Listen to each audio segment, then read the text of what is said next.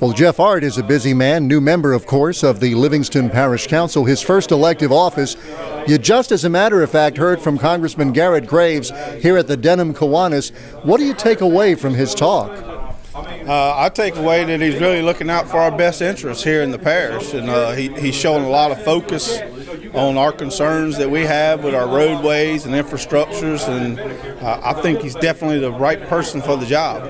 So one of the things he said is that he knows of no funding pathway for the Baton Rouge Loop, and yet a lot of residents in Watson in particular, I mean, they're worried about it. So the council probably is going to oppose it once again, but is it something that we really need to be concerned about?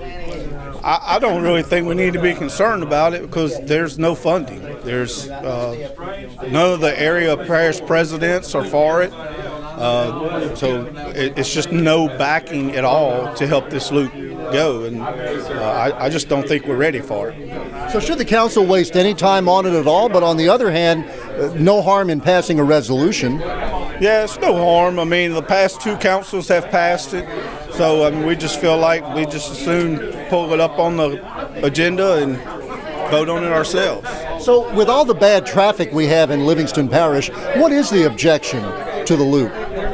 I would say the biggest objection is they can't give us a clear path.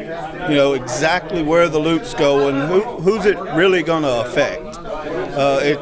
It's just way too much unknown that we need to. Somebody needs to tell us exactly where they want to put things at, and I think there's a lot other programs right now, widening 190, possibly the Hooper Road extension. There's a lot of other things that we can accomplish right now with this money and quit worrying about the loop right now. So on another matter, there's little doubt the Livingston Council is going to no longer sue the parish president. In fact, 2 lawsuits. Isn't it amazing, though, to think about the previous council? That's how much they didn't get along. They actually sued the guy twice. Yeah, I mean, that was just between them. That's in the past, you know, and we're just trying to put it behind us so we can move forward with this council and just continue working together. So, and also, I mean, the issue must come up of attorney's fees. That number's in the 6 figures at least.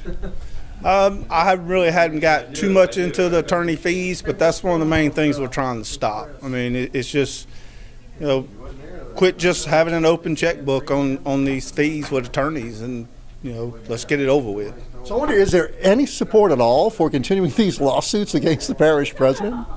Not that I know of, but I haven't actually talked to everybody, so we just want to put it behind us. It is rather a bad sign when 2 branches of government are suing one another. Yes, very bad sign, and I think the people took care of that in the last election. So what else are you working on?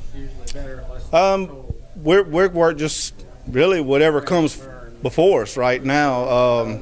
Nothing real major's going on right now. You know, we're kind of just getting our hands into everything. So, you know, my biggest concern right now really is just Fire District 12.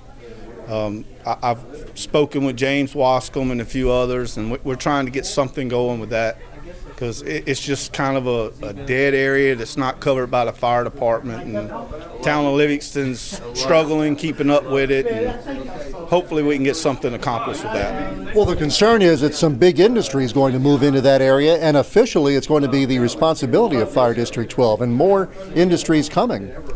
That's what we're hoping. You know, I think the ball was dropped a little bit with the Epic, and we called it, you know, because now the fire department in that area has to get a ladder truck and other things, and it's all being solved. Everything's been figured out, but it definitely opened our eyes that, you know, we still have to have some kind of impact fee, something to help us out with our fire departments and services we have to provide. So your plan is just to get more money to Fire District 12?